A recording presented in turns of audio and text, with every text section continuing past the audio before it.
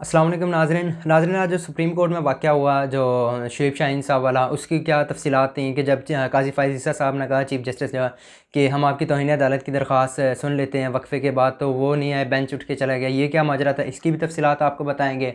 और दूसरी जानब पीटीआई की जो तौहीन अदालत की दरख्वास्त थी वो भी मुकर्रर हो गई है, और क्या इमरान खान इलेक्शन कैंपेन कर सकेंगे और इससे पहले वो इलेक्शन में हिस्सा ले सकेंगे, इसके मतलब क्या हैं तफसीलात हैं, वो भी हम आपके साथ हक़ाइक़ के साथ शेयर करेंगे नाज़रीन। और जो कल सुप्रीम कोर्ट में अहम तरीन केस है उसकी क्या तफसीलात हैं आर्टिकल 62(1) के तहत, कि नाअहली 5 साल के लिए होनी चाहिए या ताहयात होनी चाहिए। कल जो है वो इस केस की समाअत होगी, उसकी भी तफसीलात हम आपको बताएंगे।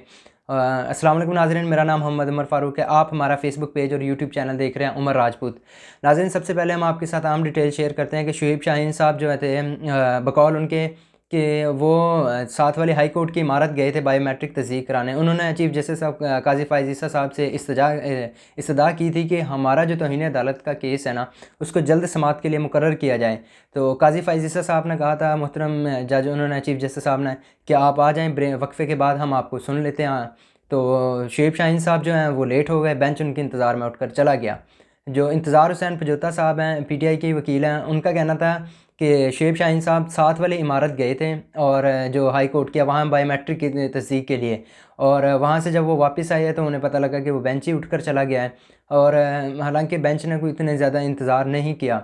और फिर शुएब शाहीन साहब ने वजाहत किया कि रजिस्ट्रार सुप्रीम कोर्ट ने उन्होंने हमें यकीन दहानी कराई थी कि हम आपका जो तौहीन अदालत का केस है उसको जल्द से जल्द समाअत के लिए मुकर्रर कर देंगे।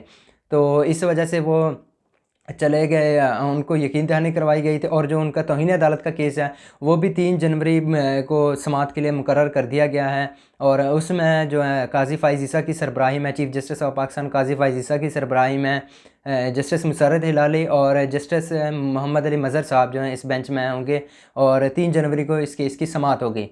नाज़रीन, कल जो आर्टिकल 62(1) के तहत नाअहली का केस है वो बहुत अहम है। उसमें देखना है कि नाअहली वो सुप्रीम कोर्ट ताहयात रखती है या 5 साल के लिए रखती है। इसकी जो तफसीलात होंगी वो तब कल समाअत होगी तो उसमें पता लगेगा। अभी 7 रुकनी बेंच जो तश्कील दे दिया गया है लार्जर बैंक, और ये chief justice of Pakistan Qazi Faiz ईसा की सरबराही में होगा बेंच।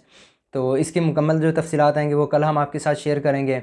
और जो इमरान खान के इलेक्शन से पहले आ सकते हैं या नहीं, इसके मतलब अभी तक की इतलात के मुताबिक इमरान खान की 2 केसों में गिरफ़्तारी है। एक जो है वो 190 मिलियन पाउंड का केस, और दूसरा जो उनका तो नैब तोशाखाना केस इसमें। तो अगर इनमें ज़मानत हो जाती है, जो 4 जनवरी को जज मोहम्मद बशीर एहतसाब अदालत में इनके ज़मानत के केसेस पर करेंगे, उम्मीद तो है कि 190 मिलियन पाउंड वाले केस में शायद हो जाए, क्योंकि उसमें तकरीबन 59 गवाहान है, तो ये ट्रायल लंबा होगा। बाकी देखना है कि अदलिया इस पे क्या फ़ैसला करती हैं, जज मोहम्मद बशीर साहब के, वो देते हैं ज़मानत या नहीं देते। लेकिन अभी तक इतलात के मुताबिक इन 2 केसों में गिरफ़्तारी है। साइफ़र केस में तो उनकी वैसे ही ज़मानत हो गई है, वो अभी ज़मानत पर हैं। तो अब इलेक्शन को तो अभी 8 फरवरी को होना है, अभी तो इलेक्शन को ऑलमोस्ट 1 मंथ से ज़्यादा पड़ा है। उम्मीद है हो जाएगी ज़मानत, बाकी देखना है क्या बनता है। और एक नाज़रीन, जो पीटीआई की लीगल टीम से वो गलती हो रही है ना, सिद्दीक जान साहब ने बहुत ही अहम पॉइंट उठाया कि इनको चाहिए कि वो तहरीरी तौर पे लिख के दें कि कौन से डीसी कब आए हैं और उनका ट्रांसफ़र ऑफ पोस्टिंग कब हुई है, और किस डीसी ने कितने एमपीओज़ के ऑर्डर जारी किए हैं, तहरीरी तौर पर दें। और आरओज़ के बाहर कागजात जो छीने गए हैं इनके मतलब ये सारे तमाम तर तफसीलात इनको तहरीरी तौर पर लिख के देनी होंगी सुप्रीम कोर्ट को। और जो वीडियोज़ हैं उनको एक जगह कलेक्शन करके और वो एक जगह दिखानी होगी, ताकि जो मुअज़्ज़ज़ अदालत है उसके सामने ये चीज़ें दिखाई जा सकें कि ये आरोज़ ने इनके कागज़ात नामज़दगी जो छीने हैं, उनके बाहर हुए हैं, दफ्तरों के बाहर जो वाक़यात हुए हैं, जो भी ये सारी तफसीलात उनको तहरीरी तौर पर देनी होंगी और सबूत के तौर पर देनी होंगी, ताकि कुछ ठोस शवाहिद हों जिस पर उनके खिलाफ कार्रवाई भी हो सके। बाकी देखना है लीगल टीम क्या करती है। और उम्मीद करते हैं आपको हमारी वीडियो अच्छी लगी होगी, तो वीडियो को लाइक कर दीजिएगा, चैनल को सब्सक्राइब कर दीजिएगा। अल्लाह हाफ़िज़।